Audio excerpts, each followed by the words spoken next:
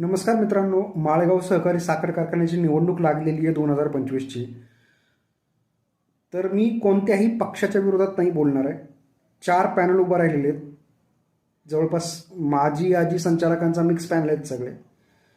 कोण विरोधामध्ये कोण सत्तेमध्ये याच्याशी मला काही एक घेणं देणं नाही आहे. प्रॅक्टिकल माझं जे म्हणणं आहे ते म्हणणं आहे सभासदांसाठी. जो शेतकरी वर्ग आहे त्या शेतकरी वर्गाला फायनान्सचं नॉलेज अजिबात नाही आहे. त्या फायनान्सच्या नॉलेजसाठीही मी व्हिडिओ बनवतो. तर प्रॅक्टिकली मित्रांनो, तुम्ही जर विचार केला तर 3400 रुपये भाव हा माननीय अण्णांनी दिला होता 2019मध्ये. आणि जर इन्फ्लेशन रेटेड जर तुम्ही बघितलं, म्हणजे महागाई ज्या पद्धतीनं वाढत गेली आहे 2019 पासून ते 2025पर्यंत, त्या महागाईमध्ये 3400 रुपयाची व्हॅल्यू आजच्या ठिकाणी काय आहे हे तुम्ही समजून घेतलं तर तुम्हाला कळेल की तुमचं किती मोठं नुकसान झालं आहे.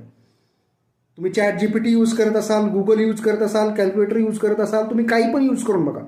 3400 रुपयाची 2019ला जी व्हॅल्यू होती ती व्हॅल्यू आत्ता सध्या 4700 रुपये आहे. म्हणजे प्रॅक्टिकली जर बघायला भेटलं तर आत्ता सध्या 2025मध्ये जो सभासदांना भाव मिळायला पाहिजे होता तो भाव 4700 रुपये मिळायला पाहिजे होता. कोण काय म्हणलं इतिहासामध्ये त्याच्याशी माझं काही घेणदेण नाही आहे.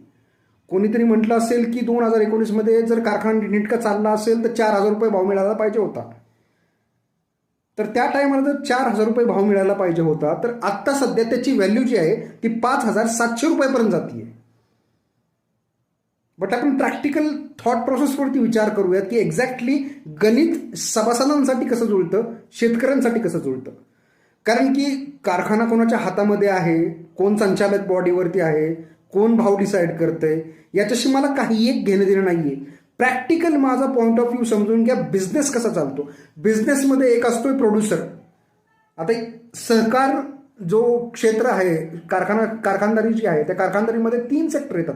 एक म्हणजे असतो प्रोड्युसर, जो म्हणजे आहे माझा सभासद शेतकरी, जो रात्रंदिवस घाम गाळतो, त्याचा ऊस चांगला कसल्या पद्धतीने येईल त्याचा विचार करतो आणि त्या ऊसाला भाव किती मिळाला पाहिजे याचा विचार करतो. सेकंड नंबरला येतं प्रोडक्शन. आणि प्रोडक्शन पासूनची जो पार्ट आहे तो सगळा पार्ट संचालक मंडळ जे आहे ते बघतं.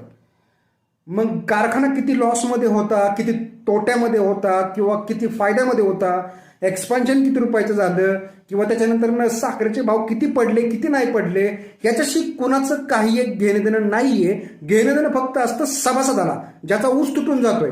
कारण की त्याला अपेक्षा असते की वर्षानुवर्ष मला एक चांगला भाव मिळाला पाहिजे. प्रॅक्टिकली जर तुम्ही विचार करायला गेला, थोडासा विचार करा, जास्त विचार